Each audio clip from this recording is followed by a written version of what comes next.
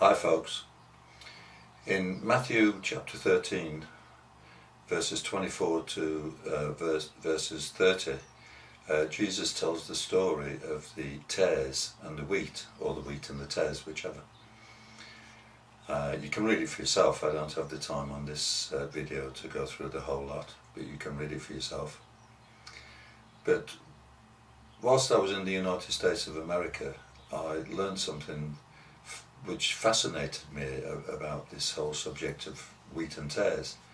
My friend George, who is a very knowledgeable man, it started, we were going through the Pennsylvania cornfields.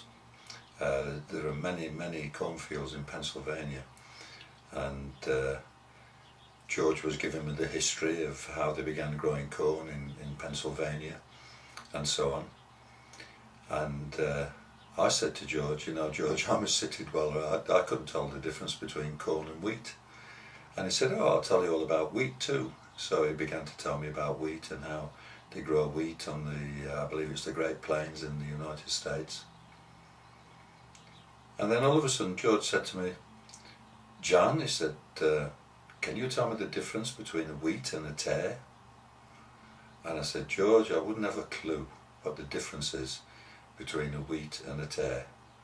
He said, well, let me tell you something, John. That's the way he speaks.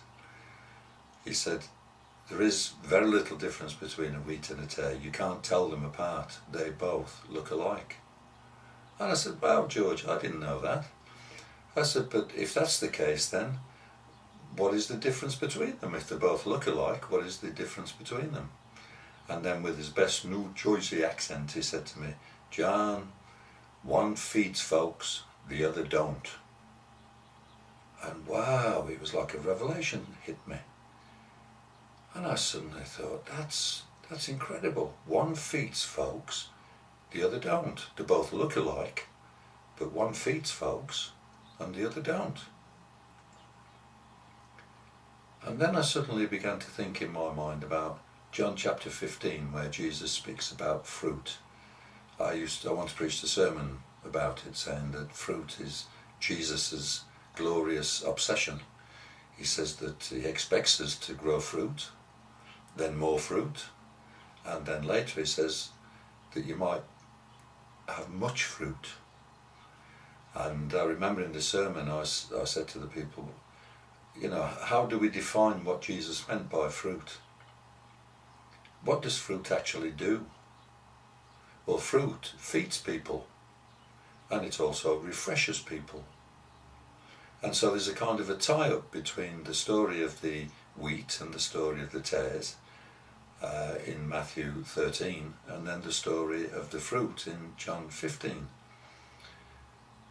The Lord wants us to be feeders of people, not just people who get fed, though we do need feeding ourselves, but people who feed one another, feed other people.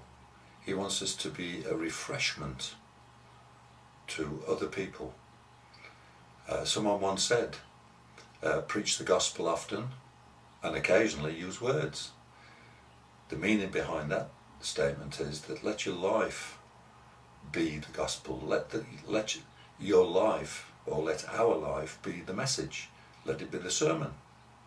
Let it be the manifestation of the gospel of Jesus Christ.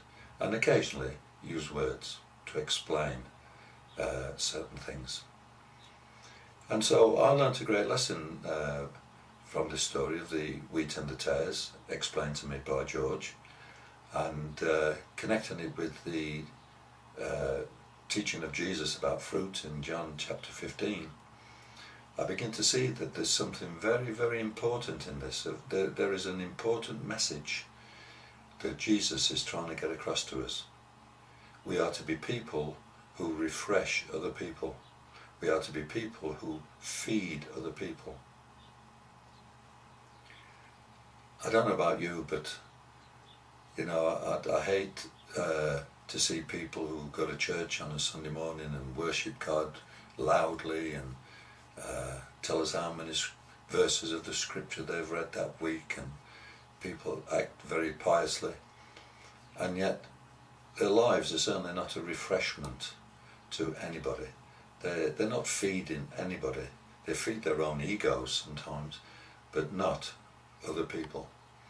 And I think there's a message here from the Lord, from the Bible, that we must take very seriously. That we're not here just to go to church on a Sunday and worship. We're not here just to read our Bibles, but we're here to be a refreshment, a food that other people can eat. Stop and think about it. I think you'll find if you go on the audio page, the fuller part of this sermon may be on there by the time you get to see it. Okay, have a good week, folks. God bless you. Bye.